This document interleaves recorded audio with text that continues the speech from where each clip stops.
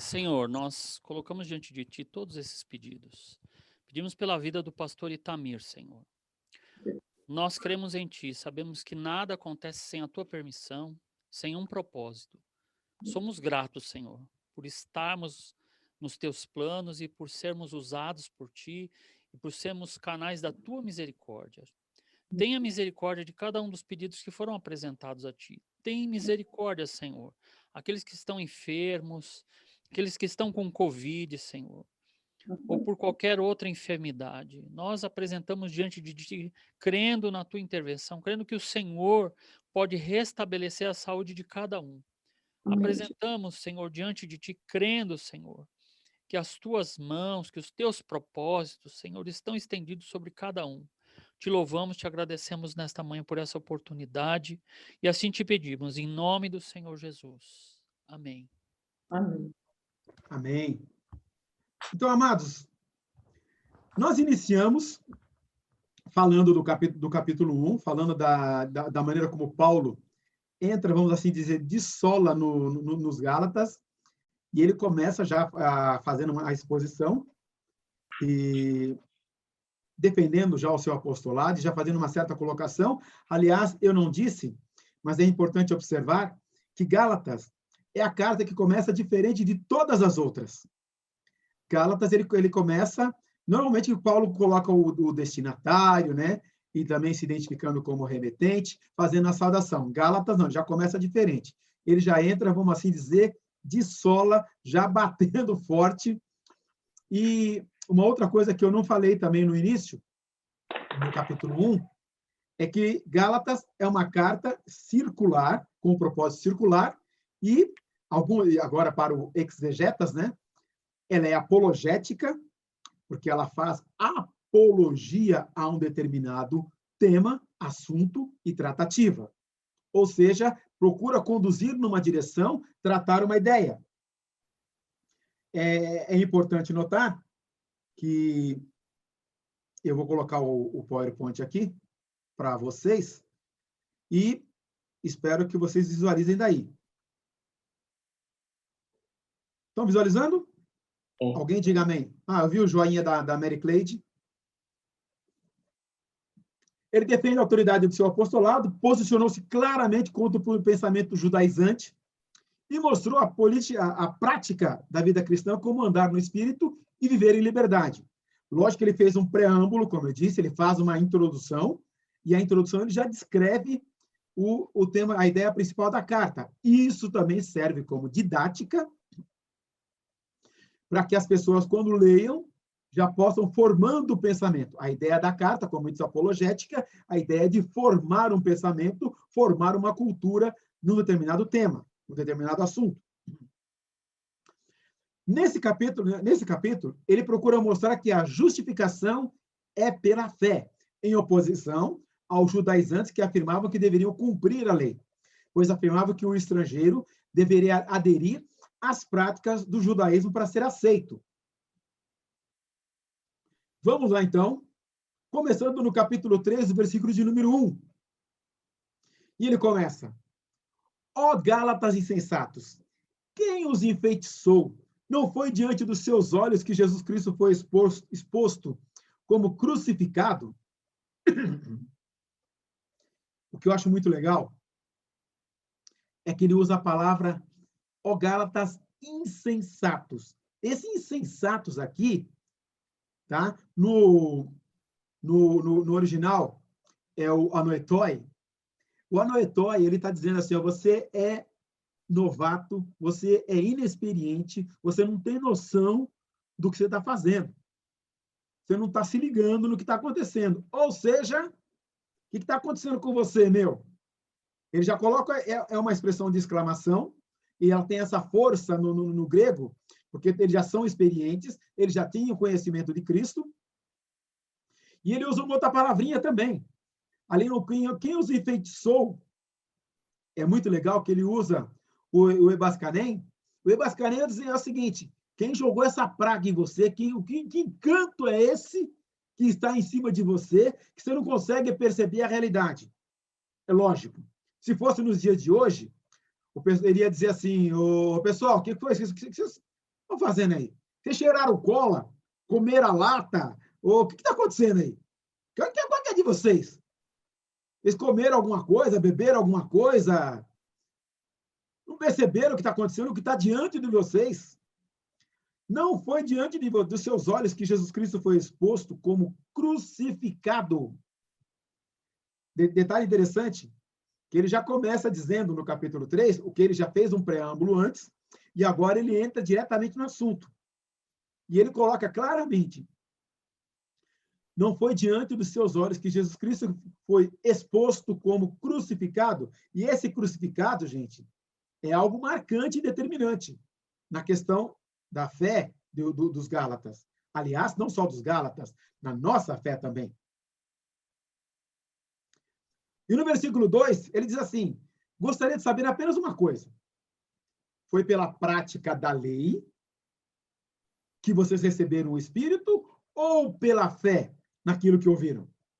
Lógico que se a gente pegar e fazer a lembrança de Romanos 8:9, entretanto, vocês não estão sob o domínio da carne, mas do Espírito. Se de fato o Espírito de Deus habita em vocês, e se alguém não tem o Espírito de Cristo, não pertence a Cristo. Pela prática da lei ou pela fé? Como é que vocês chegaram até Jesus? E isso não serve só para os Gálatas, serve para a gente também. Porque ali, nesse período, gente, ou era judeu, ou tinha vindo da origem judaica, e no caso dos Gálatas, não eram de origem judaica. Na verdade, eles desceriam para o povo de Israel, para o povo judeu, como estrangeiros. Eles ouviram de Paulo, lembra que eu falei logo da viagem de Paulo, que ele foi lá pela região da Galácia do Sul, tá? Ele saiu lá passou pela ilha, na primeira viagem missionária, chegou até lá Galácia, lembra que ele foi apedrejado, jogado fora da cidade como morto, voltou e depois trouxe aquele relatório, dizendo a coisa maravilhosamente como Deus havia operado e salvo muita gente lá. Ele já havia dito também no capítulo 2, e no capítulo que ele tinha subido até Jerusalém, e lógico que inclusive a gente lembrou que provavelmente foi antes do concílio, porque depois do concílio de Jerusalém, essa situação é sanada. Tá? Isso fica muito bem claro. Aliás, fica muito bem, não só muito bem claro, como também o problema está resolvido. No versículo 3, será que vocês são tão insensatos que, tendo começado pelo Espírito, querem agora se aperfeiçoar pelo esforço próprio? E eu sou obrigado a abrir um parênteses aí, porque nós temos uma questão muito séria, Tatá. Temos 3 versículos que eu gostaria de salientar com os irmãos, só para a gente destacar. João, capítulo 3, versículo 5. Respondeu-lhe Jesus, digo-lhe a verdade, ninguém pode entrar no reino de Deus se não nascer da água e do Espírito. Lembra quando ele está falando com Nicodemos? Tito, capítulo 3, versículo 5. Não por causa de atos de justiça por nós praticados, mas devido à sua misericórdia. Ele nos salvou pelo lavar regenerador e renovador do Espírito Santo. E Efésios 1, versículo 13 e 14. Nele, em Jesus. Quando vocês ouviram e creram que na palavra da verdade, o evangelho que os salvou, vocês foram selados. Eu acho maravilhosa essa expressão. Selados com o Espírito Santo da promessa, que é a garantia da nossa herança até a redenção daqueles que pertencem a Deus, para o louvor da sua glória. Eu vou repetir. Será que vocês são tão insensatos que, tendo começado pelo Espírito, querem agora se aperfeiçoar pelo esforço próprio? Gente, ele está dizendo, em outras palavras, está dizendo o seguinte, quem recebe a Jesus, quem aceita Jesus, quem entrega a vida para Jesus, quem abre o coração para Jesus, é pela atuação do Espírito Santo. Aí você vai me dizer, mas espera aí, Betão, então para que serviu a lei? Nós vamos entrar nesse aspecto um pouco mais à frente. Só quero salientar isso. Quando o Espírito Santo é quem convence do pecado, da justiça e do juízo. Os Gálatas não tinham conhecimento da lei. Eles não eram judeus. Eles não tinham a doutrina judaizante sobre eles. Eles não conheciam, aliás, eles conheciam como uma referência muito distante quando conheciam. É igual o brasileiro com relação ao cristianismo. Se você perguntar, você é cristão brasileiro? Tudo vai dizer que é cristão. mas uma parte está dentro do espiritismo, outro dentro da Seixonoye, outro dentro da outra, e um monte de coisa. Por isso, muita gente não tem o conhecimento. Quando você fala assim, oh, Jesus é o Cordeiro de Deus que tira o pecado do mundo, para um monte de gente, isso é uma confusão. Da mesma maneira, os Gálatas. Eles não entendiam a lei judaica. E tanto que eles receberam o evangelho de Paulo, quando Paulo está no meio deles, Paulo prega o Cristo ressuscitado, o Cristo vivo. E é pela atuação do Espírito Santo é que eles recebem a Jesus. Tanto que quando Paulo volta, traz aquele relatório maravilhoso do que havia acontecido e da maneira como eles tinham se convertido. Versículo 4 e 5. Será que foi inútil sofrerem tantas coisas? Sofrerem tantas coisas porque quando um gentio daquela região, debaixo do Império Romano, com a influência judia, com a influência dos outros povos, aceita Jesus, quando recebe a Jesus, é igual hoje. Não é muito diferente. Que negócio? Peraí, você mudou? Você não teu falar mudou, tuas palavras mudaram. O que aconteceu com você? Já aconteceu com você?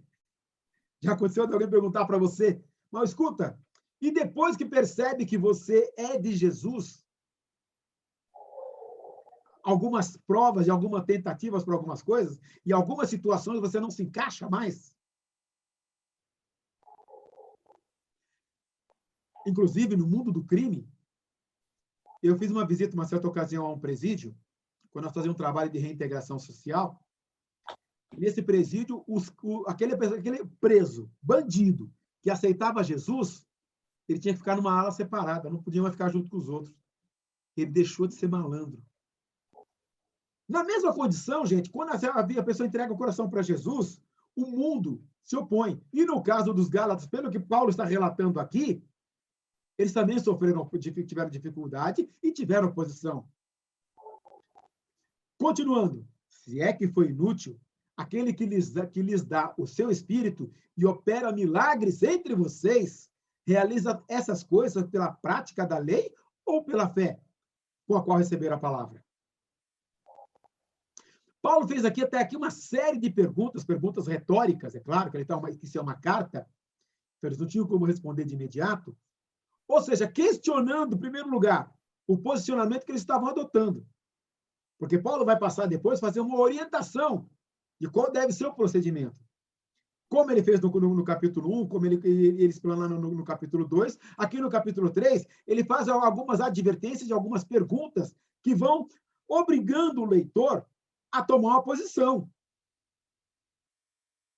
E é muito interessante que esse avançar das perguntas de Paulo, lógico, traz uma lógica de raciocínio, evidentemente guiada pelo Espírito Santo, evidentemente trabalhada pelo Espírito Santo, mas que tem um propósito muito definido, de que posiciona as pessoas com relação ao que era antigamente a lei, ou quem não era da lei, e agora, debaixo do controle, da direção do Espírito Santo, uma vez que entregou a vida a Jesus. E ele continua. Considere o exemplo de Abraão. Ele voltou lá no Velho Testamento. Opa, peraí. Esse pessoal conhecia quem era Abraão? O mundo inteiro conhecia Abraão, ou tinha uma referência de Abraão, e os judaizantes batiam forte na tecla de Abraão, que eles tinham como pai Abraão, que é a referência histórica, é a referência do povo judeu. Ele creu em Deus e isso lhe foi acreditado como justiça. Estejam certos, portanto, de que os que são da fé, e esses é que são filhos de Abraão,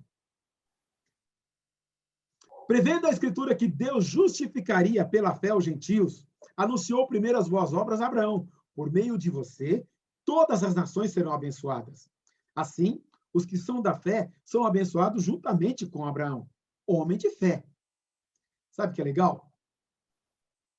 Que aqui provendo a Escritura que Deus justificaria, o dikaioi, é a mesma palavra que em alguns lugares é trazido por abençoar. Depende da tradução que você tiver, prevendo a Escritura que Deus abençoaria pela fé os gentios, cabe também a palavra justificaria, que tem um outro sentido. Na verdade, tem um outro peso. Só que ele colocou antes, considera o exemplo de Abraão, ele creu em Deus. Isso lhe foi acreditado como justiça. Espera aí, ele vai explicar depois, ele posiciona Abraão na história, e na história do povo judeu, Abraão vem antes da lei. Abraão, depois da lei. E ele foi justificado. Inclusive, por isso que o relato de Hebreus coloca ele na galeria dos heróis da fé, e ele é chamado de pai da fé. Prevendo a Escritura que Deus justificaria pela fé os gentios, ou seja, alcançaria os gentios e alcançaria a você e alcançaria a mim, anunciou primeiro as boas novas a Abraão. Por meio de você, todas as nações serão benditas, serão abençoadas, serão... Olha que coisa legal.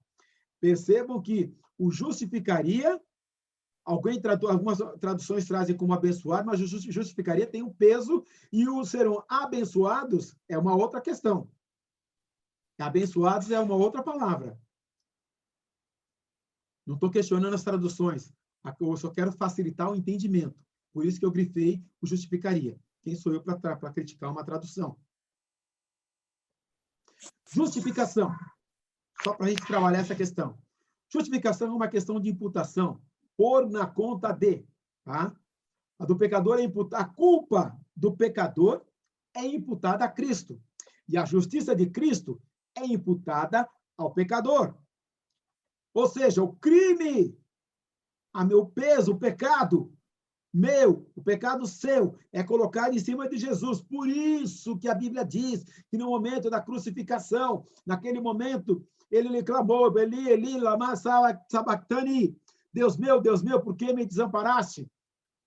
Nesse momento, sobre Jesus, estão o pecado de toda a humanidade. Pela sua morte, pelo derramar do seu sangue, o pecado foi pago. Ele vai dizer depois que a cédula que era contra nós... Aliás, eu quero dar uma olhadinha lá em 2 Coríntios 5, 21. Deus tornou pecado por nós aquele que não tinha pecado, para que nele nos tornássemos justiça de Deus. Ou seja, o nosso pecado colocado sobre ele. A santificação é uma questão de transformação. Santificação é um processo. 2 Coríntios 3, 17 e 18. Ora, o Senhor é Espírito, e onde está o Espírito do Senhor, ali há liberdade. E todos nós, que com a face descoberta contemplamos a glória do Senhor, segundo a sua imagem, sendo transformados com glória cada vez maior, a qual vem do Senhor, que é o Espírito. Ou seja, imputação do pecado sobre Jesus e da justiça de Jesus sobre nós. Santificação, processo. Na justificação, o Pai toma iniciativa. Romanos 8:33. Quem fará acusação contra os escolhidos de Deus? É Deus que o justifica. Ou seja, alguém chega para ele e diz, olha, mas esse cara pisou na bola. Não. Está lavado no meu sangue. Está justificado. O pecado foi perdoado. E também, na santificação, quem faz o processo, quem atua, é o Espírito Santo, 2 Tessalonicenses 2:13. Mas nós devemos sempre dar graças a Deus por vocês, irmãos amados, pelo Senhor, porque desde o princípio Deus os escolheu para serem salvos mediante a obra santificadora do Espírito e a verdade e a fé na verdade. Querido, justificação é um veredito judicial dado de uma vez para sempre. A santificação é um processo que continua toda a vida. Eu quero dizer com isso o seguinte. Betão, você vai perguntar para o Senhor, então quer dizer que depois que o cara é justificado, ele não peca mais? Ele pode até pecar. E o que acontece quando ele peca? Quando ele peca, quebra a comunhão.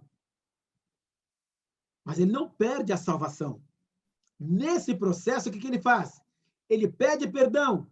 A comunhão volta. Mas peraí, então o que é essa justificação? Justificação é quando o cara comete um crime. Tem um exemplo que aconteceu esses dias aí. Não vou citar nome, tá?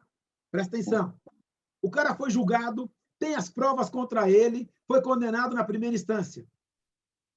chega lá na segunda instância, né, com esse monte de prova aqui, um colegiado acusa o cara. Não, está condenado. Aliás, a pena tem que ser maior. O cara pecou, ele está condenado. Está errado mesmo. Ele está condenado, sim. Tem culpa, tem que pagar pelo erro, vai cumprir a pena. Aí chega lá numa instância bem superior, tá? Que tem 11 caras que falam o seguinte: de jeito nenhum, esse processo está todo errado. O cara não tem culpa nenhuma, está tudo cancelado contra ele. Ele agora está livre, ele não tem mais culpa sobre ele. Não dá risada não, tá? Por favor. Mas é exatamente isso. A cédula que era contra nós, Cristo a cravou na cruz. Ou seja, tem lá a conta, ó, Betão, você é um cara que pisa na bola, você é um cara que dá a mancada, você é um cara que enfia o pé na jaca, você é um cara que, ó, tem jeito não. Aí Jesus fala assim, vai aí, qual é a conta? Quem que tem que pagar? Tem, por isso aqui é inferno de cabeça para baixo.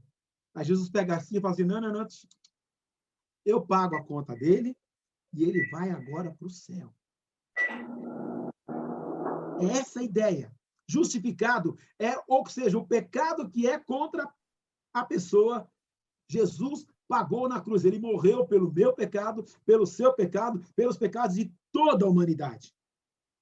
Então, depois que você aceita o perdão, o mais legal é isso, você aceita o perdão e você vai ter acesso ao céu. Mas quer dizer então que agora eu não vou pecar mais? Não, pode acontecer de pecar. O crente peca? Sim. Alguns exageram, né? Mas, lógico, o que acontece? Aí tem o processo da santificação. O que é o processo da santificação?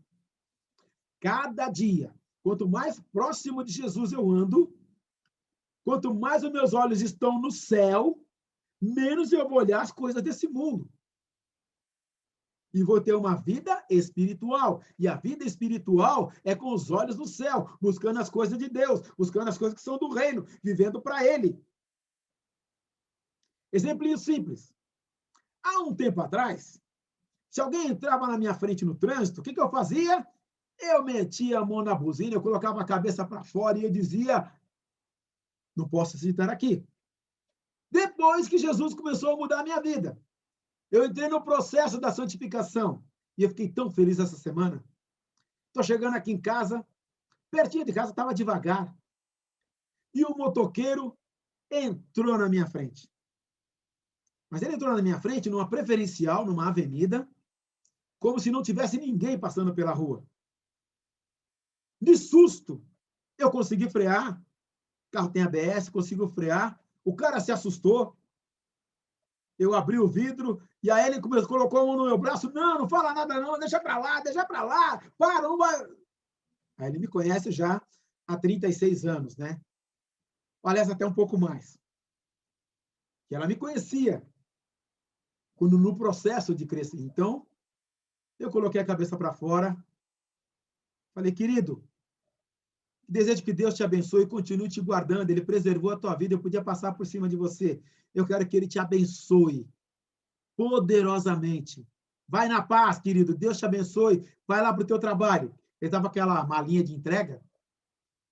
Vai na paz, Deus te abençoe. Aí você fala assim, ô Betão, que lindo, né? Você é top. Não sou não, gente. Sou um pé de chulé que precisa da graça, da misericórdia e da atuação do Espírito na minha vida. Em outros tempos, eu aceleraria. Ô, Betão, o cara com rótulo de pastor, rótulo não muda a vida das pessoas. O que muda é a atuação do Espírito Santo no processo da santificação. O que muda é você permitir que o Espírito Santo opere na sua vida e trabalhe no seu viver, e trabalhe na sua vida. Isso vai fazer a diferença. Isso vai fazer a diferença para o mundo. Isso vai fazer a diferença para as pessoas na sua própria casa, dentro da sua casa. Para tua esposa, para teus filhos, para teu pai, para tua mãe, para o teu vizinho, para tua vizinha, para o cara da mercearia, da farmácia. Fechando o raciocínio. Justificação. Culpa que era contra você, paga por ele. Foi colocada na conta de Jesus. Santificação, o processo de crescimento. Continuando. Gálatas 3, agora vou no versículo 10, ele chega e diz o seguinte: já os que são pela prática da lei estão debaixo de maldição, pois está escrito: maldito todo aquele que não persiste em praticar todas as coisas escritas no livro da lei. É evidente que diante de Deus ninguém é justificado pela lei, pois o justo viverá pela fé. E é legal, inclusive, que no versículo todo, né, que se ele duvidar, a minha alma não tem prazer nele. A lei não é baseada na fé. Pelo contrário, quem praticar essas coisas, por elas viverá. Tem gente que quer viver debaixo da lei. E, gente, tem um monte de gente tentando judaizar a igreja. Nós estamos num outro patamar, e como foi colocado domingo passado, Jesus veio e cumpriu a lei. Inclusive, em certa ocasião, ele disse o seguinte: se a vossa justiça não exceder a dos escribas e fariseus, de maneira nenhuma entrarei no reino dos céus. Uau! Então, peraí, então eu tenho que andar acima da lei. Por que você pode andar acima da lei? Como é que a gente vai andar acima da lei? Lembra que ele falou? Ouviste o que foi dito? Olho por olho, dente por dente, mão por mão, pé por pé. Eu, porém, vos digo, se alguém de bater na face direita, oferece na esquerda. Porque eu disse agora há pouco da minha vida. Humanamente, é impossível você fazer um negócio desse. Humanamente, é impossível alguém bater na tua face direita e você não fechar a mão e devolver. Somente pelo Espírito. Somente controlado pelo Espírito, dirigido pelo Espírito, é que é possível você andar acima da lei. E essa que é a beleza do Evangelho. E essa é a beleza que a igreja não está experimentando ainda. E é por isso que muita gente não veio para Jesus. Porque nós vivemos num país que é com regime capitalista. E nós temos aquela tragédia que o Gerson diz que não é dele, que ele odeia quando falam disso, né? Que é a lei de Gerson. Eu tenho que levar vantagem. Eu tenho que receber. Nós somos umbigólatras.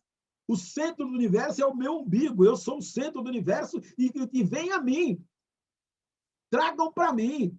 A umbigolatria é que tem afastado as pessoas de Cristo, inclusive na igreja.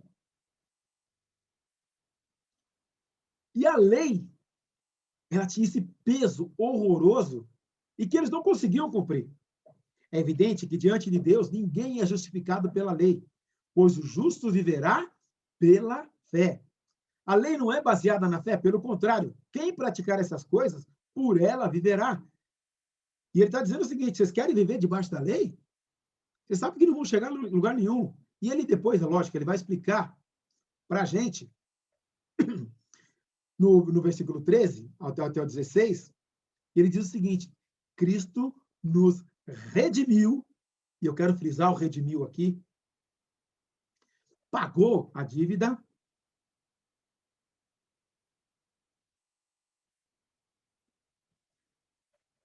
e esse é um igrejês que a gente tem dificuldade de interpretar, porque o redimiu, ou redenção, não é uma palavra que é muito comum nos dias de hoje, tá? Mas é aquele que pagou a dívida, é aquele que a dívida que era contra você foi paga por ele. A dívida que era contra você, que era para você pagar, ele pagou. Continuando. Desculpe que eu cobri aqui, eu vou ter que tirar daqui. Cristo nos redimiu da maldição da lei, quando se tornou maldição em nosso lugar. Pois está escrito: maldito todo aquele que for pendurado no madeiro. Ou seja, Jesus foi crucificado por nós. Isso para que em Cristo Jesus a bênção de Abraão chegasse até os gentios, para que recebêssemos a promessa do Espírito mediante a fé. Irmãos, humanamente falando, ninguém pode anular um testamento depois de ratificado, nem acrescentar-lhe algo. A explicação que ele está dando aqui, testamento, literalmente testamento.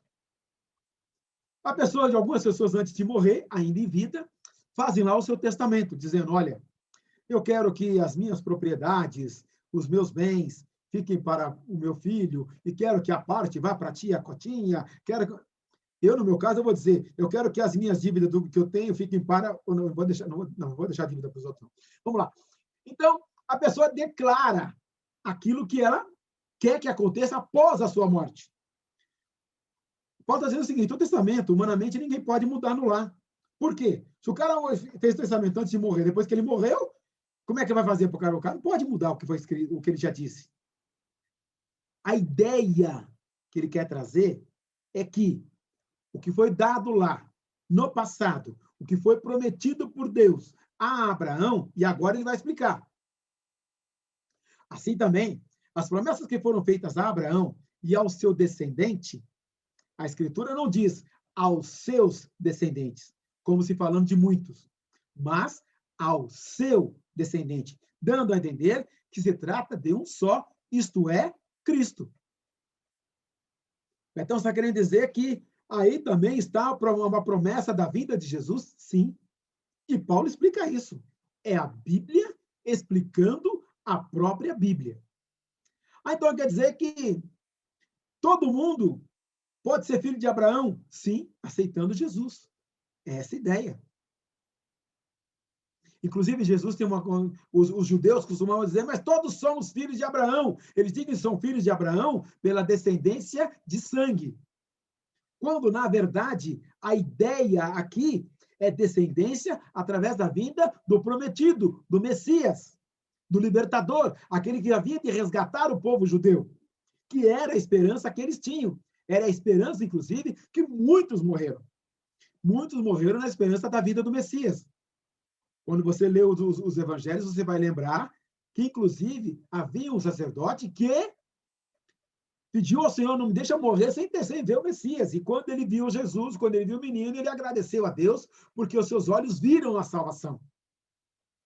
Era a salvação que muitos judeus esperavam. Era a salvação que muitos morreram esperando. É a salvação, inclusive, que muitos que foram mortos no passado por ela. É a salvação que Isaías predisse 700 anos antes de Cristo vir. E Paulo agora está ratificando para esse povo que esse Abraão, que eles ouviram falar, que eles ouviram contar a história, só para vocês terem uma ideia. Esse mesmo Abraão que está na Torá, tá? É o mesmo Abraão, inclusive, que está no livro dos muçulmanos.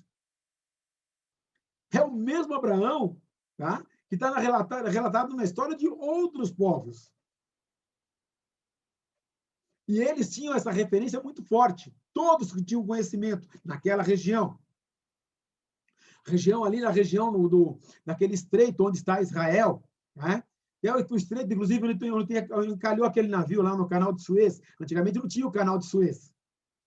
A rota comercial era por ali, as pessoas passavam por ali. As pessoas que vinham do Egito para a Mesopotâmia passavam por ali. As pessoas que precisavam atravessar os dois, de um oceano para o outro, a carga passava nas costas de animais por ali. E foi a trajetória, inclusive, que Abraão fez. Então, ele era conhecido não só pela trajetória, porque ele andou desde a terra de Ur dos Caldeus, que é lá no sul, subiu, foi a Mesopotâmia, passou para o outro lado, desceu, andou. E ele era conhecido. E, por isso, a história conhecida, Paulo usa como referência, sabendo que os judaizantes já haviam falado de Abraão. Até porque, para judaizar alguém que não é judeu, eu tenho que contar a história.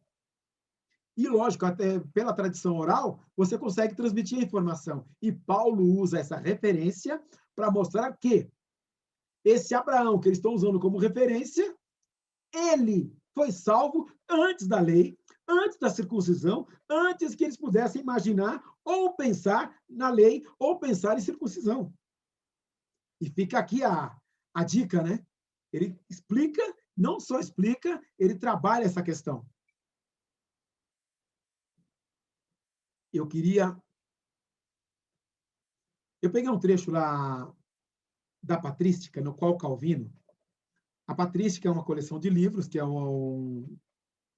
uma série de comentários. Nesse comentário de Gálatas, da patrística de Calvino, ele tem um comentário que eu achei muito legal, que eu queria colocar para vocês.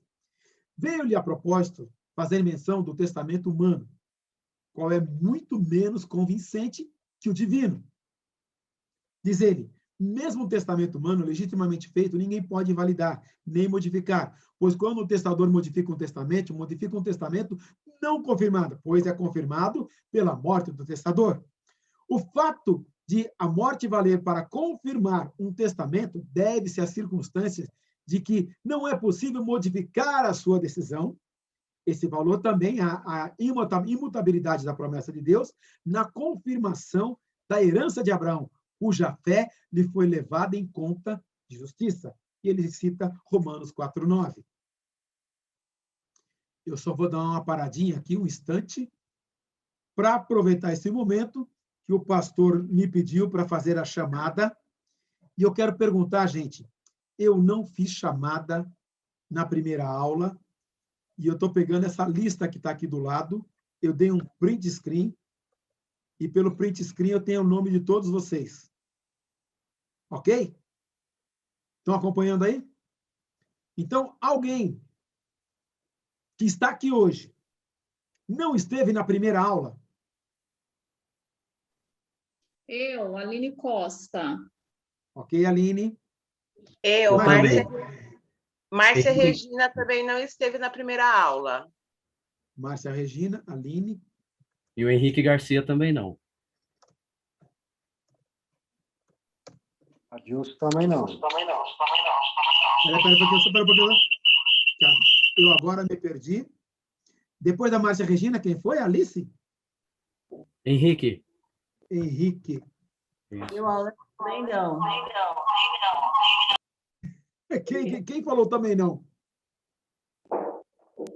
Não, beleza.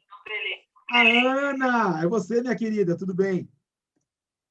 Tudo bom, graças a Deus. Gente, eu estou aqui viajando na batatinha, viajando na maionese, falando de algumas coisas da primeira aula, e você não participou. Mas você está conseguindo acompanhar aí? Faz o sinal de joinha assim, ó. Quem tá todo mundo acompanhando o raciocínio? Ou é que, às vezes, a exposição de muito conteúdo pode complicar a interpretação. Mas, se não entendeu, gente, eu vou dar um espaço daqui a pouco para a gente vou abrir para pergunta. Nós vamos conversar e hoje a ideia, eu vou abrir com mais tempo do que a semana passada, para não estourar no tempo. Só vou precisar concluir o raciocínio. Eu tenho uma informação, semana que vem, semana chamada Santa, nós não teremos aula. Combinado? Então, ou seja, a gente retoma na outra semana. Serão 7 encontros, nós vamos trabalhar um capítulo por encontro, e no último, a ideia do pastor Itamir fazer a conclusão. Eu ia metade e ele é outra metade. Tá? Então, lógico, estou torcendo pela recuperação rápida dele, para que ele, em breve, esteja conosco. Ratificando o que eu disse, pastor Itamir, acometido da Covid, como eu disse, o bicho está pegando, por isso se cuidem, máscara o tempo todo, lavem a mão, quando possível, se não for possível, álcool gel, evite ficar próximo de pessoa que você não tem contato costumeiro, 1,5 m, 2 metros, e sempre de máscara. Se tiver que usar transporte público, coloca 2 máscaras. Vai ser difícil de respirar no verão, com esse calor. O verão já acabou, mas que está quente ainda. Mas se preservem, ok? O pastor Itamir está bem, ele e a Beth estão bem. O médico pediu para acompanhá-lo de perto para impedir a evolução do quadro dele, para que ele continue estável, continue bem, ok? Mas continue orando por ele. Pastor. Oi, querido. Oi, eu estou desde a primeira aula, e a Leila está acompanhando, ela está aqui do lado, no sofá, mas ela está assistindo também, então Oséias e Leila. Bem observado. Tá bom? Deixa eu anotar aqui. Excelente. Pastor. Então, oi, querido. Desculpa. Alguém chamou? Sandra. Oi, querida, pode falar. Ótimo. também venho desde a primeira aula, só que eu não sei se o pastor Itamir pôs presença para mim a semana passada, eu não lembro. Eu peguei a lista e coloquei todos que estavam presentes.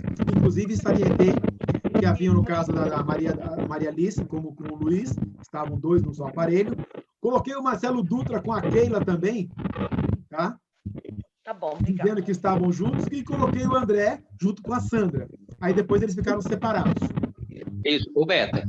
Diga, querido. Hoje a Sandra só não está participando porque ela está no culto também, tá? Não sei como é que vai ser a presença aí, mas hoje ela não está aqui na escola. Aqui na classe, né? Mas Isso. a ideia, inclusive, é disponibilizar os vídeos depois. Pode falar, pastor Roberto. Eu sei que você está com a sua esposa também. Eu e minha esposa, nós estamos desde a primeira aula. Minha esposa está aqui comigo acompanhando também esta aula. Está tudo bem, tá bom? Perfeito, querido. Eu esqueci de citar, mas eu fiz essa observação também para o pastor para o pastor Chuminski, que é o nosso coordenador e diretor. Ok. Muito bem, estou posicionado. Eu tenho mais um aviso, mas eu já esqueci. Mas se eu lembrar até o fim...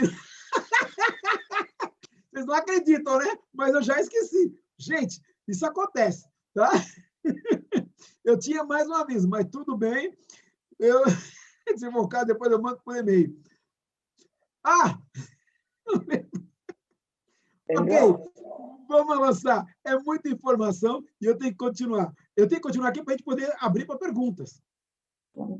Aliás, é justamente isso que eu preciso fazer. Vamos lá, continuando. Deixa eu colocar aqui o PPT, o PowerPoint. Já estão encerrando, gente, essa parte aqui. Aí eu vou abrir para pergunta e para comentário. Muito bem. Depois versículo 3, aliás, capítulo 3, versículo 17 e 18. E ele continua. Quero dizer isto. A lei veio 430 anos depois.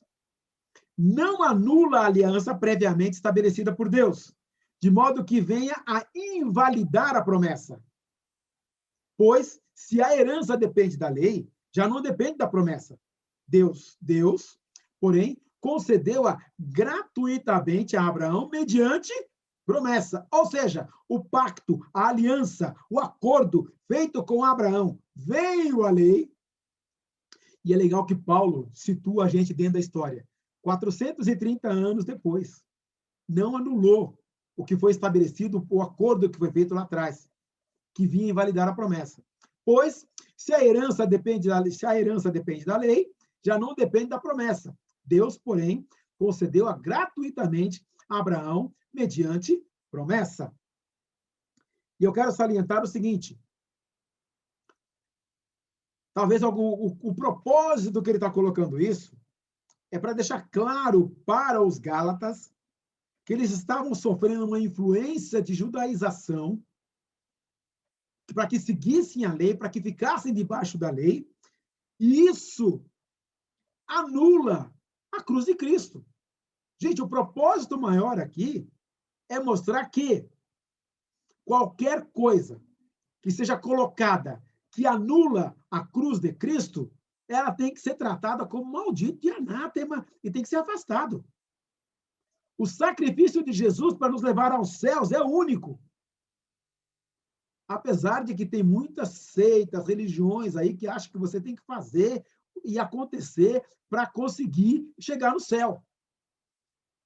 E outra, não tem meritocracia nessa história. Deus não usa de meritocracia.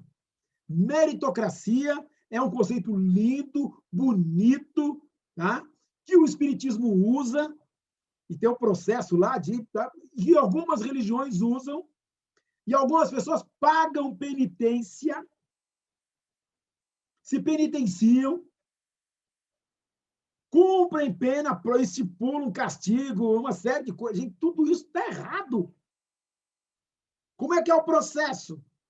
O processo é o seguinte: errei, pisei na bola, enfiei o pé na jaca, seja lá o nome que você quer dar. O que eu tenho que fazer? Quem é que abriu o caminho para o céu? Foi Jesus. Eu tenho que ir para ele. É nele que eu tenho que ir. Ah, e a partir da semana que vem eu vou fazer isso. Não, não vai fazer. Jesus já fez. Você já foi perdoado. E agora algumas pessoas têm uma dificuldade tremenda. Ele morreu pelos seus pecados presentes, passados e futuro. Ah, pecado que eu cometer no futuro, Jesus já pagou, já pagou. O que eu tenho que fazer? Voltar à comunhão com ele.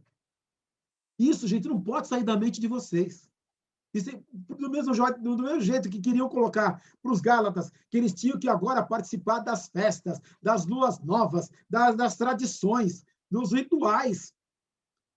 Eles queriam colocar isso para os Gálatas. Olha, agora vocês vão ter que fazer, e vão ter que passar pela circuncisão, que é um sinal na carne, de que vocês entenderam que agora vocês estão debaixo da lei, vão cumprir a lei. Não, nada disso.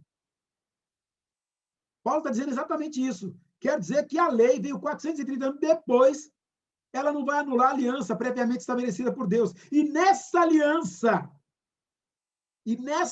que Deus estabeleceu com Abraão, já estava a graça, que é o parênteses que se abriu, no qual você pode receber Jesus e você passa a ter acesso ao Pai. E, continuando, Gálatas, versículo 19 até o 22. Qual era, então, o propósito da lei? Então, para que, espera aí, se já tinha isso aí, para que serviu? Para que Deus mandou a lei, então? Por que os judeus ficaram debaixo da lei tanto tempo? Foi acrescentada por causa das transgressões, até que viesse o descendente. Perceba que o descendente está com D maiúsculo. O descendente a quem se referia a promessa. E foi promulgada por meio de anjos, pela mão de um mediador. Contudo, o mediador representa mais de um. Deus, porém, é um. Ou seja, tem que vir um outro. Quem é? É o Filho. Então, a lei opõe-se às promessas de Deus? De maneira nenhuma. A lei se opõe às promessas de Deus? Não. Pois se tivesse sido dada uma lei que pudesse conceder vida, certamente a justiça viria da lei. Então, não precisava de Jesus. Se pudesse fazer alguma coisa, ou algum processo pelo qual eu pudesse me purificar e me justificar diante de Deus, que é santo, que é puro, e a única coisa que nos separa de Deus chama-se pecado. Mas a Escritura encerrou tudo debaixo do pecado, a fim de que a promessa que é pela fé em Jesus Cristo fosse dada aos que creem. Essa é a ideia. A ideia, inclusive, qual foi o propósito da lei, gente? O propósito simplesmente para revelar. O que é a história de revelar? Eu vou dar uma dica aqui, talvez seja uma ilustração simples, tá? E as mulheres, lógico, sabem muito bem. Uma coisa que elas gostam muito é espelho. No espelho, elas conseguem ver o próprio rosto, ver como estão, retocam a maquiagem, dão aquele trato e sabe o que é legal? Eu vou dar um exemplo aqui bem simples. Se a mulher está passando batom e ela passou o batom em cima do nariz. Lógico que não é normal, isso é uma coisa de um cara que é um nó cego com relação à maquiagem, que não entende nada. Ela olha no espelho e fala assim para o espelho, peraí, espelho, está errado isso aí. O espelho não pode corrigir a maquiagem. Quem tem que corrigir? No caso, a mulher corrige. Da mesma forma, a lei. A lei não podia mudar a história do pecado da humanidade. Ela simplesmente espelhava e mostrava, ó, o negócio está feio, você pisou na bola, isso separa de Deus, isso distancia de Deus, isso afasta de Deus, isso coloca você longe de Deus.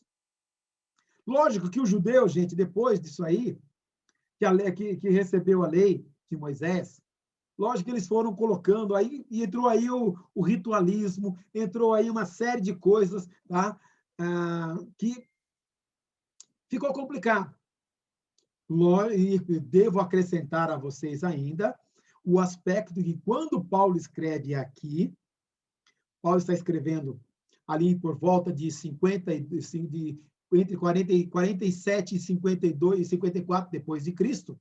Nesse período, o judaísmo que está predominante nesse período, onde tem essas seitas dos escribas, dos fariseus e tudo mais, é um judaísmo que já passou por um período de influências seríssimas de outros povos, que já passou por influência por um período de pelo menos 70 anos sem consultar a lei, quando eles ficaram escravizados. Lógico que somente a tradição oral prevaleceu nesse período. Depois, lá em Esdras, é que eles voltam a buscar os livros da lei. E se for contar o pessoal do Reino do Norte, com mais de 100 anos, e essa dificuldade, inclusive, dos samaritanos, e esses agora, que são, no caso, os gentios, que são os estrangeiros, que não têm conhecimento dessa lei, olha a distância que eles estão da lei. Então, essa lei não tem como redimi-los, como salvá-los, como trazê-los e mostrar para... A única coisa que ela mostra é que eles estão afastados. As festas, Isaías, o profeta Isaías, inclusive, ele tem um trecho que é fantástico. As vossas festas, as vossas luas novas, eu estou cansado de as sofrer. Porque esse povo me honra com os lábios, mas o seu coração está longe de mim. A lei não conseguia trazer o homem à proximidade com Deus. Ela mostrava quanto eles estavam longe. E o legal, inclusive, que ele fala agora, então a lei opõe-se às promessas de Deus? De maneira nenhuma, não é isso. Tá? Na verdade, a lei... Tá? Agora, o próximo versículo, o 23 em diante, é que é muito legal, que ele diz: antes que viesse essa fé, estávamos sob a custódia da lei, nela encerrados, tá? A fim de que a fé que haveria de vir fosse revelada. Assim, a lei foi o nosso tutor até Cristo. Em algumas traduções, o nosso aio, né? Ou aquele que conduz até que você chegue lá. É aquele que vai te mostrar o caminho. A lei serviu para apontar para Jesus o caminho que eles tinham que seguir e outro para os olhos deles e voltarem para Deus. É o tutor, é quem conduz, é quem pega pela mão, é quem leva até. Agora, porém, tendo chegado à fé, já não estamos mais sob o controle do tutor. Ou seja, não estamos mais debaixo da lei. Não precisamos mais de alguém que nos leve pela mão, porque a fé em Cristo, ela foi suficiente para nos fazer chegar até Deus. Gente, tem gente esperando na sala para entrar e não está conseguindo. Estou recebendo um aviso aqui e eu não consegui colocá-los dentro da sala. Eu sinto muito, mas eu vou seguir e depois eu pergunto para os especialistas qual é o caminho que eu devo usar. Agora, porém, chegando à fé, já não estamos mais sob o controle do tutor. Todos vocês são filhos de Deus mediante a fé em Cristo Jesus, pois os que em Cristo Jesus foram batizados e de Cristo se revestiram. Ou seja, aqueles que foram revestidos por Jesus foram batizados. O batizado aqui é o baptizou, tá? E é o mesmo texto que ele usa lá em Romanos, sepultados juntamente com ele no batismo da morte, assim para que, como Cristo ressuscitou dos mortos, andemos nós também em novidade de vida. Batizou é mergulhado, é imerso, é completamente tomado, é envolvido, é revestido. Não há judeu nem grego, nem escravo nem livre, nem homem, nem mulher, pois todos são um em Cristo Jesus.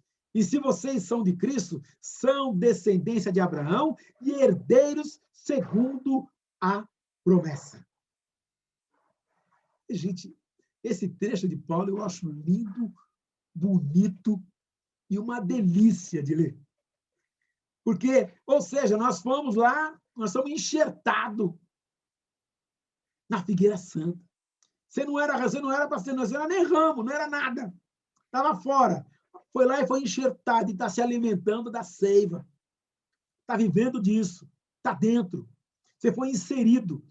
Você foi adotado e recebido e passou a desfrutar da herança. Lógico que eu quero fazer uma colocação muito importante, né, gente? Aqueles que usam das ferramentas humanas para pagar pecado, para... Gente, eu pagar a penitência. Esse cara não leu esse texto, não leu essa carta. Não é crítica a nenhuma igreja, a nenhuma religião, é para você pensar como cristão, liberto. Então, não é o fato de você ir na igreja ou fazer alguma coisa. Não, agora eu tenho... Lógico que ir na igreja é uma bênção. Lógico que não pode ir agora, em tempo de pandemia, mas é uma delícia cultuar com o corpo de Cristo. Glorificar a Deus junto com a igreja, com a Assembleia dos Santos. É bênção. Agora não pode. Mas não acha que isso é sacrifício, que você tem que pagar. Não, tem gente que tem dificuldade com o dízimo. Ah, o dízimo, eu tenho que pagar o dízimo. Não, para. Você já está salvo. Ah, então não tem que dar dízimo, Betão? Não é, porque dízimo é da lei, não. Gente, Abraão deu dízimo antes da lei. Oferta missionária. Lembra que Jesus disse, se a vossa justiça não exceder a dos escribas e fariseus, de maneira nenhuma entrarei no reino dos céus. Eu não tenho mais que estar debaixo da lei. Nós estamos acima da lei. Nós já estamos acima da lei. E é essa ideia que Paulo está passando para os Gálatas. E é essa ideia que você tem que ter no teu coração. A cédula que era contra você, ela foi cravada lá na cruz. E você foi selado com o Espírito Santo da promessa. Ou seja, nada mais pode te resistir. Isso que é maravilhoso também, né? Nada mais pode te resistir, porque você tem o Espírito de Deus. Foi o Espírito de Deus que fez a mudança dentro de você, que os Gálatas não tinham entendido. E ele reforça, pelo Espírito de Deus, foi o Espírito que na vida de vocês é que fez tudo isso. Aliás, vocês só vieram para Deus, só voltaram para Jesus pelo Espírito. É o Espírito que faz. E agora, revestido pelo Espírito, o Espírito, quem é o Espírito é Deus. Com todo o poder, com toda a autoridade. Ele está em você. E por isso que agora Satanás não tem mais autoridade contra você.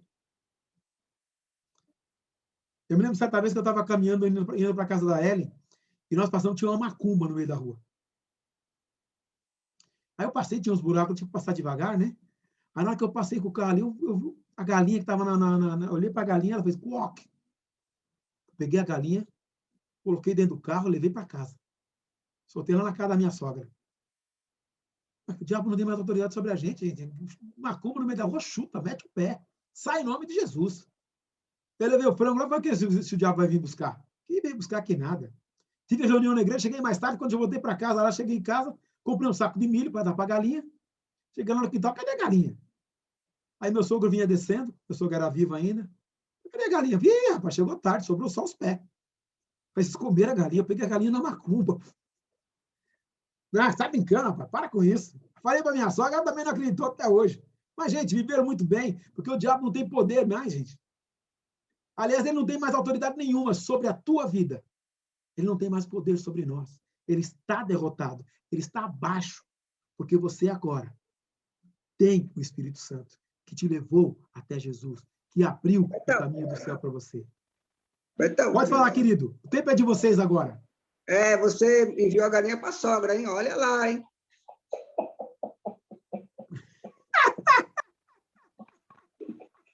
Né? Você ama sua sogra, hein?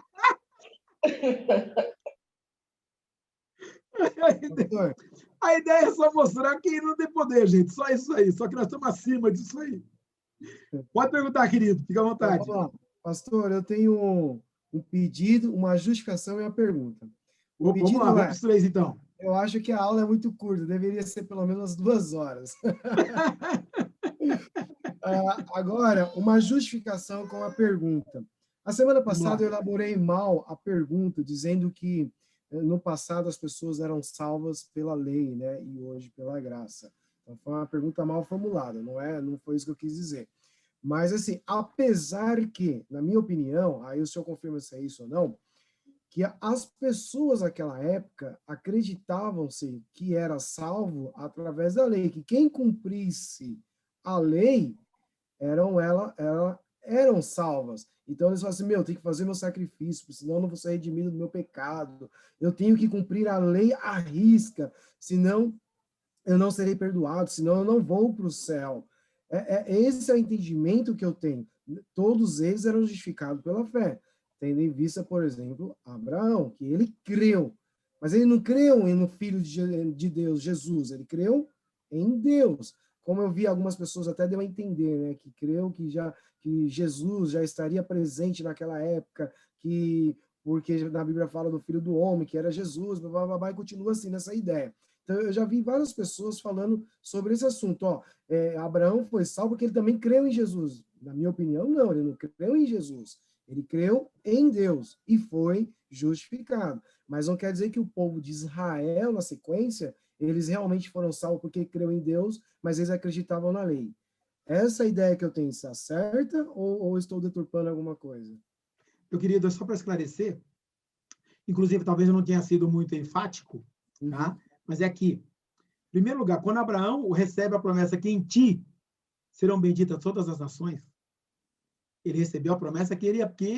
E outra, quando ele fala... Inclusive, eu procurei no texto, eu não expandi muito, mas deixar claro que o filho da promessa de Abraão, que haveria o descendente dele, não toda a terra, e através do descendente dele é que todos seriam remidos. Maria Alice levantou a mão. Se eu só concluir o raciocínio. Desde lá do Gênesis, que haveria de vir um que haveria de esmagar a cabeça da serpente, é prometido o libertador, o salvador que havia de redimir, porque até aí, é muito importante que se diga, quando o homem é expulso do paraíso, ele perde o livre-arbítrio. Ele já nasce com o pecado. E ele já herda o pecado. E ele vem com o pecado. E ele só volta a ter livre-arbítrio depois que ele entrega a vida para Jesus. Que aí ele pode escolher, vou pecar ou não vou pecar. Que até então ele está debaixo da condenação, o tempo todo. Irmã Maria Alice, abre seu microfone, querida, só para quando eu concluo o raciocínio. A promessa que foi feita a Abraão, de que o descendente dele, eu inclusive citei descendência e coloquei D maiúsculo, para dizer que estava apontando que haveria de vir um. O povo de Israel, o povo judeu, eles têm a esperança messiânica, a esperança do Messias. E é nessa esperança messiânica que eles vivem. E que muitos morreram na esperança do Messias. Eu citei, inclusive, do Novo Testamento, quando o Jesus nasceu, que foi dito, eu não quero morrer antes que meus olhos vejam o Salvador. Eles esperavam o Salvador. Eles esperavam o Messias, que haveria de realmente libertar o povo de Israel. Eles estavam nessa esperança, desde lá de trás. Inclusive, antes da lei. Já foi prometido para Abraão. É o que Paulo, inclusive, enfatiza aqui. Mas eles já acreditavam que era Jesus. Não na proporção que nós temos hoje. Eles sabiam que havia de vir um que haveria de esmagar a cabeça da serpente e que seria o libertador do povo de Israel. Eles sabiam que havia de haver um que seria da descendência de Abraão. Eles sabiam que haveria de vir um. E veja bem, gente, quando eu falei que eles estavam cativos, eles aqui estão debaixo ainda do Império Romano. Eles estão nessa esperança do Messias. E eles achavam que ia ser igual a Moisés, por isso que tem essa dificuldade.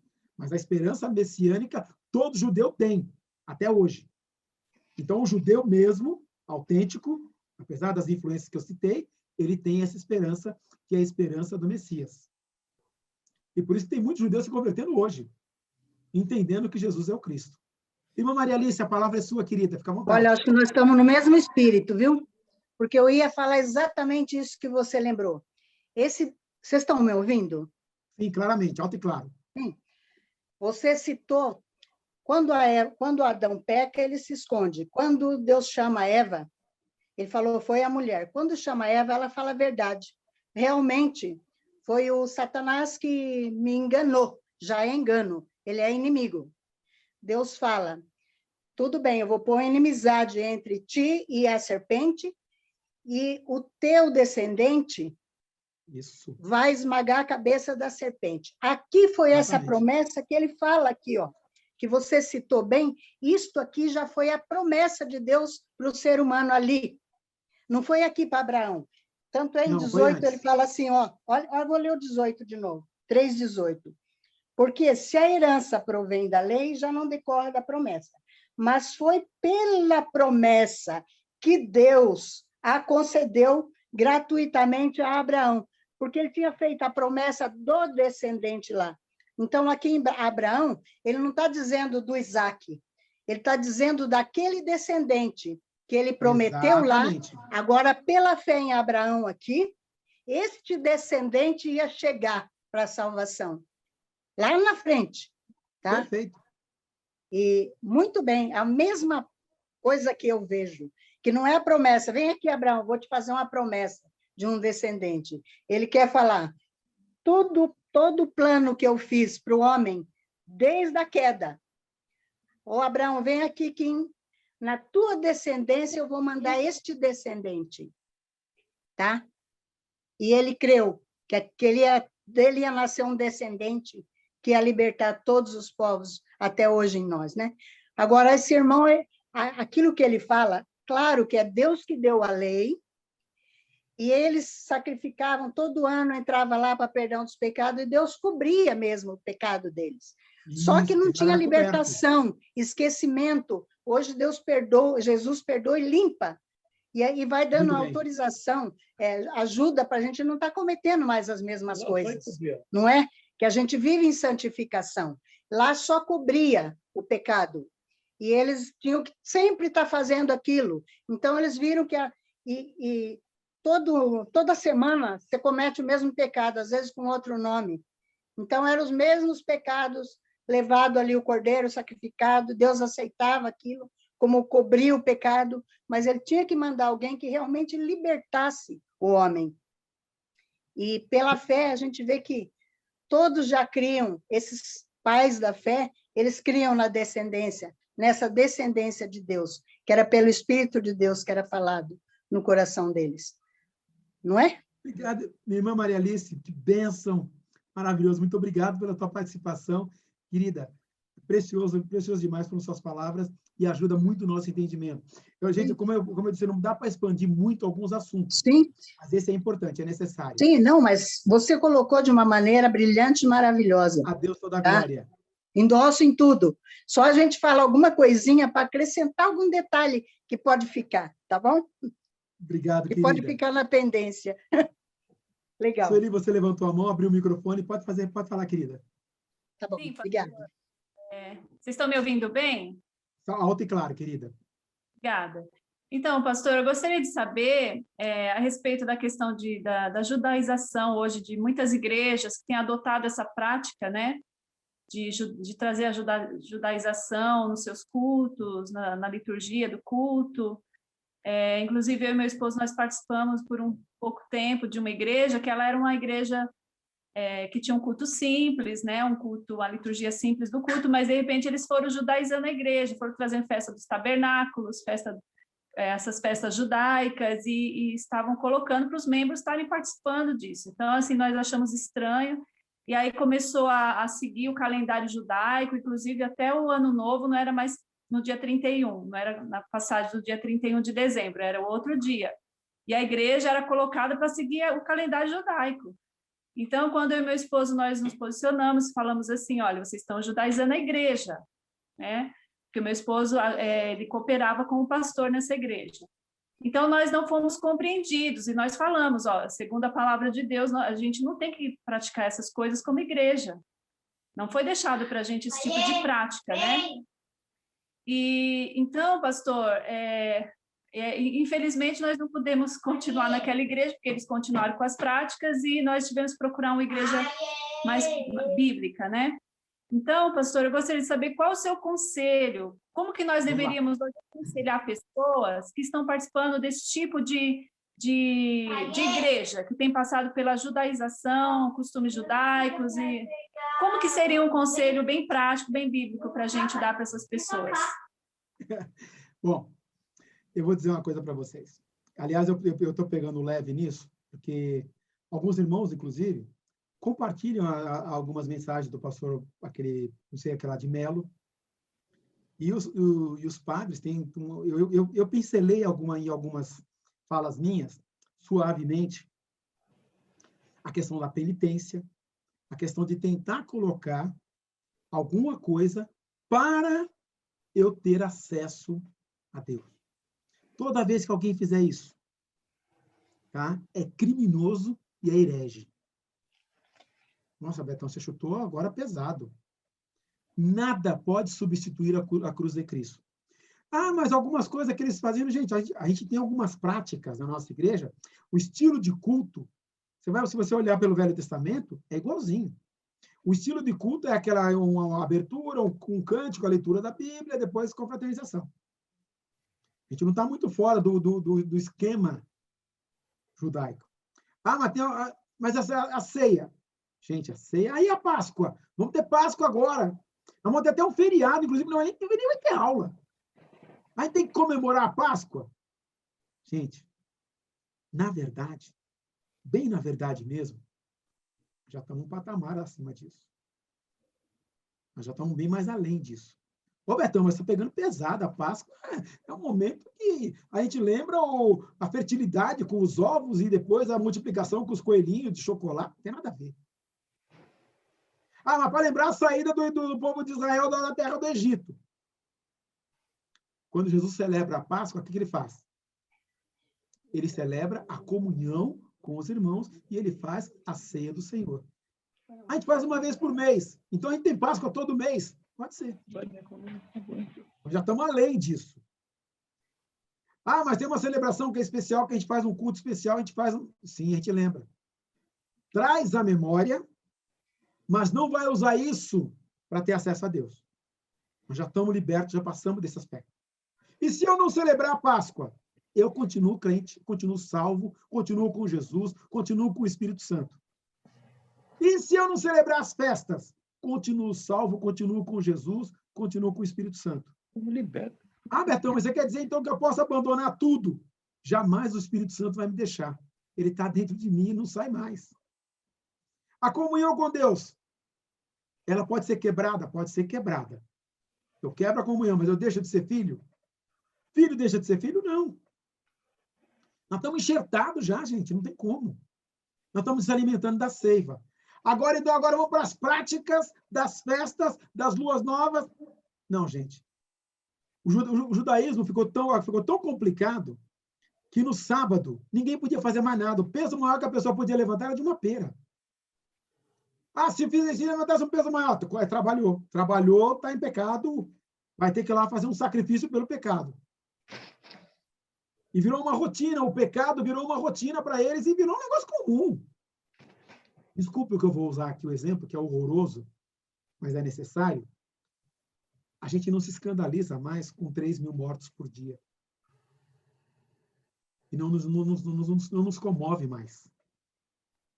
300.000 mortos não nos comove mais. Da mesma maneira, as práticas lá com o povo de Israel não os comovia mais.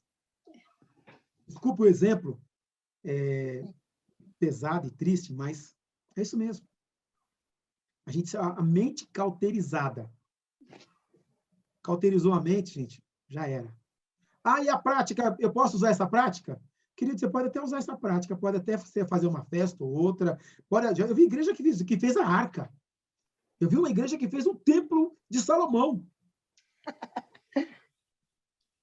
Fez, gente. Leu a carta dos Gálatas? Não leu. Ou leu e não entendeu. Gente, tem muita gente que lê trecho da Bíblia e não entende. Aí, porque o Espírito Santo é quem revela. O Espírito Santo é que traz a luz. Nós estamos aqui, gente, em um grupo, discutindo um assunto, e a minha referência que eu estou usando aqui é de um cara que escreveu muitos anos atrás. Eu peguei o Calvino, eu estou lendo também o livro do pastor Hernandes, eu tenho comentário do pastor Itamir, eu tenho comentário também de mais 3 escritores. Todos eles têm a mesma linha de raciocínio e tiveram interpretação. Aí vem um cara que de um dia para o outro fala assim, não, isso que pode escrever não tem nada a ver, hoje nós vamos começar agora a fazer as celebrações aqui, vamos fazer a festa dos pães asmos, vamos começar com a festa dos pães asmos, e todo mundo vai participar da festa dos pães asmos. e vamos construir uma arca aqui, e vamos carregar a arca, e vamos ter sacerdote. Gente, faz sentido. É falta de conhecimento. Aí, então você quer dizer que você é o cara que conhece tudo? Não, gente, eu não conheço tudo. Como eu já disse, sempre digo para vocês, eu sou um pé de chulé, estou aprendendo. E, gente, eu fico feliz de ter gente como vocês que acrescentam nos seus comentários, nos seus posicionamentos, para a gente crescer junto.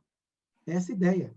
Eu não sei tudo, mas eu não vou chegar aqui de uma hora para outra e dizer, não, gente, a partir de hoje, Deus me revelou para mim que hoje a gente vai ter que fazer, vamos construir a arca de novo.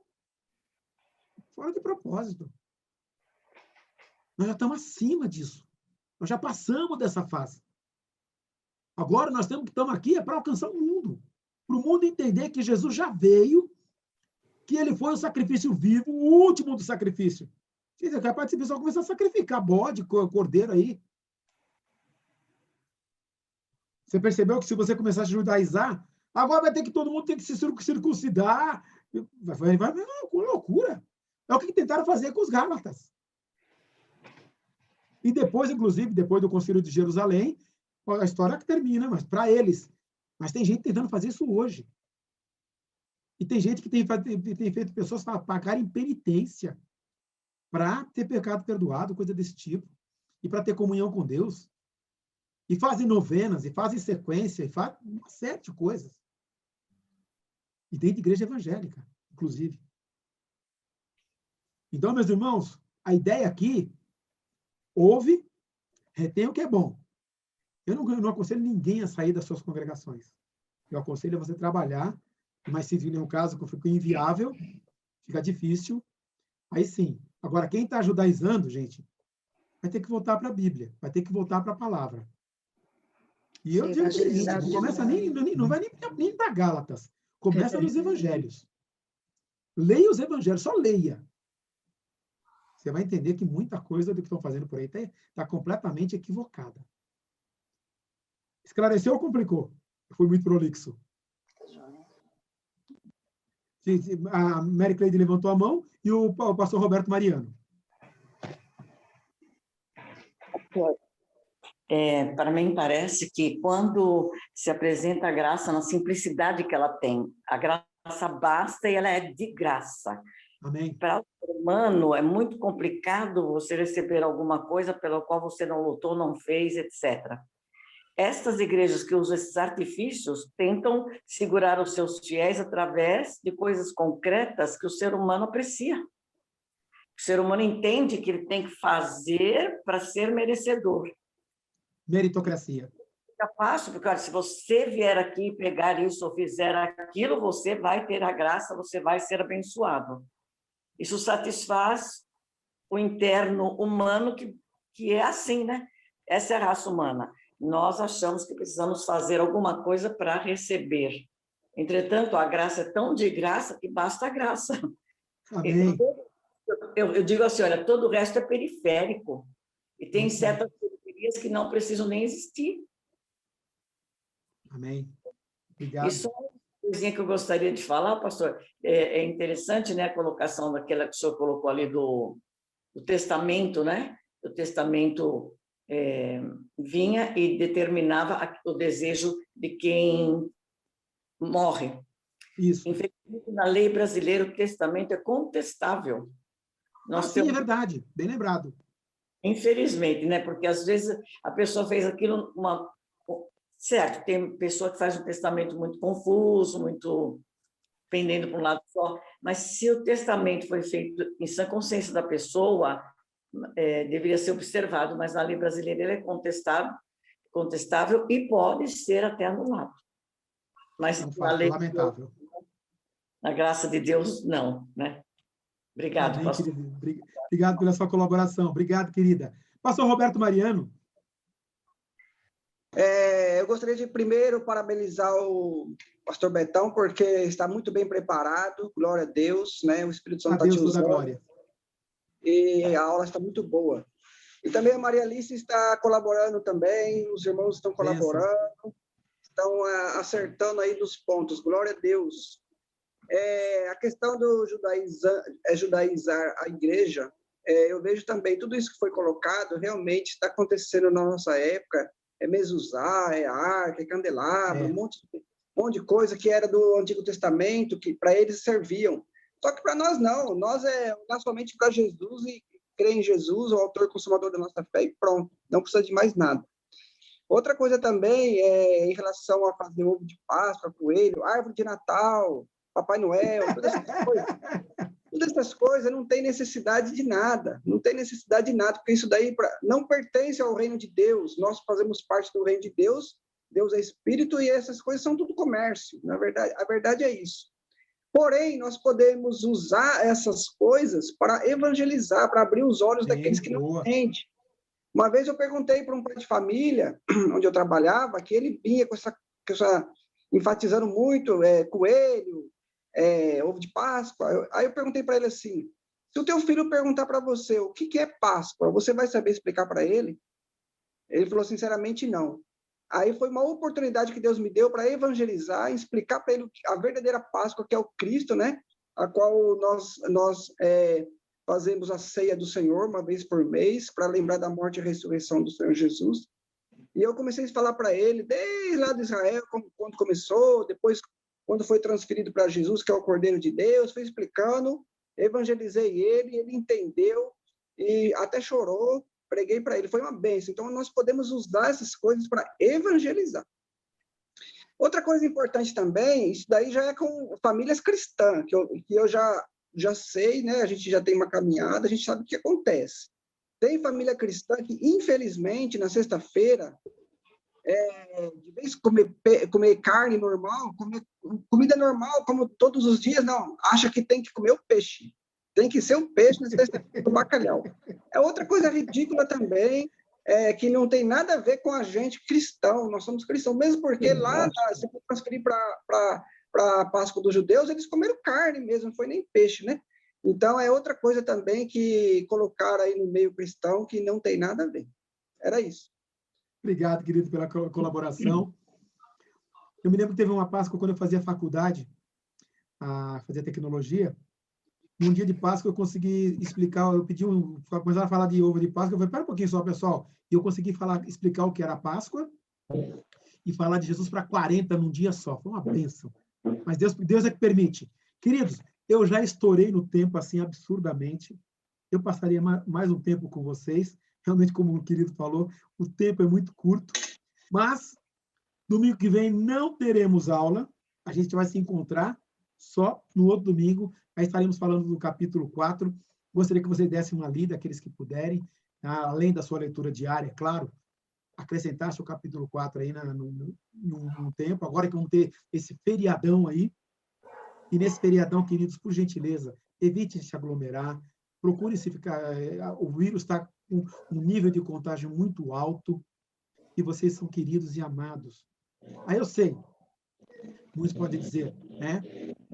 Literalmente isso. Se o senhor não guardar a cidade, em vão vigia a sentinela. Mas eu vou repetir também. Nós devemos ser simples como as pombas e prudentes como as serpentes.